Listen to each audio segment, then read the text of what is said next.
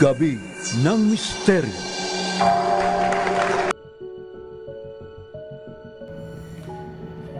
Mga kamisteryo, marami ng mga reports about angelic encounters and marami na rin nagsasabi na sila ay nakakita ng mga anghel at may mga nagbago sa kanilang buhay.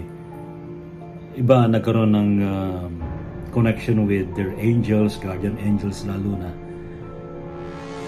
May mga videos tulad itong nakikita ninyo ngayon na iba-ibang mga encounters, kalat na to sa social media, sa YouTube, at nagpapakita na angels really exist.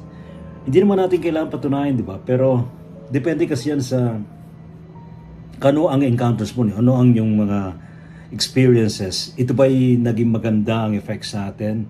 Ano naging pagbabago sa buhay natin? Yung ating bang pananaw nagbago? Yung ating bang ginagawa sa kapwa ay nagbago? Gabi ng Misteryo.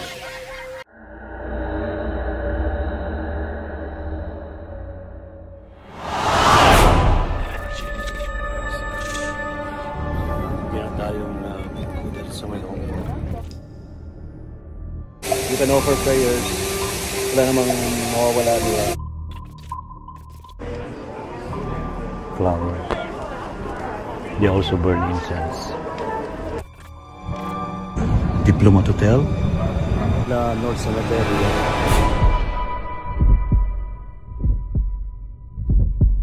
Certainly opened a portal to another dimension.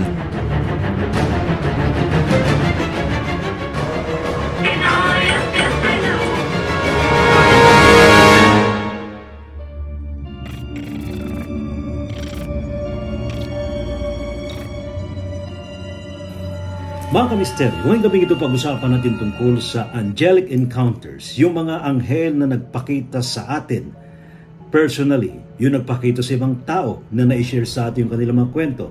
Ano ba ang naidulot ito sa ating buhay? Nagkaroon ba ng pagbabago sa ating pananaw sa ating buhay? Tayo ba ay na-inspire? Tayo ba ay nagkaroon ng lakas ng pananampalataya sa ating pong lumikha?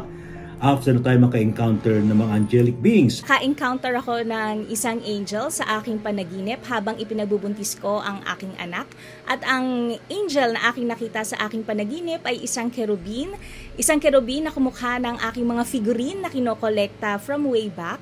At kinausap ko ang kerubin sa aking panaginip at tinanong ko kung sino siya. At sumagot naman siya. Sinabi niya na siya ang aking magiging anak. Tinanong ko kung ano ang kanyang kasarian, sinabi niya na siya ay babae. Kaya nung ako'y nanganak sa isang babae na bata ay hindi na ako nagtaka na ang kasarian nga niya ay babae dahil nga nakita ko na siya sa aking panaginip. At naniniwala naman ako na nung ipinanganak ko yung aking anak ay mukha nga siyang isang kerubin. Nagbago ba ang aking pananaw sa buhay nung nagkaroon ako ng encounter sa isang anghel? Oo, dahil araw-araw na ipinapaalala yon sa akin ng aking anak na laging merong anghel na nakapaligid sa akin. Ano ang mensahe nila sa tao? Brother Michael, what is your message to human beings? We want you to please always faith in the Creator. We are here to guide all of you. We are not leaving you. We are giving you energies to love one another. We give you wisdom. We inspire all of you so that there is always peace.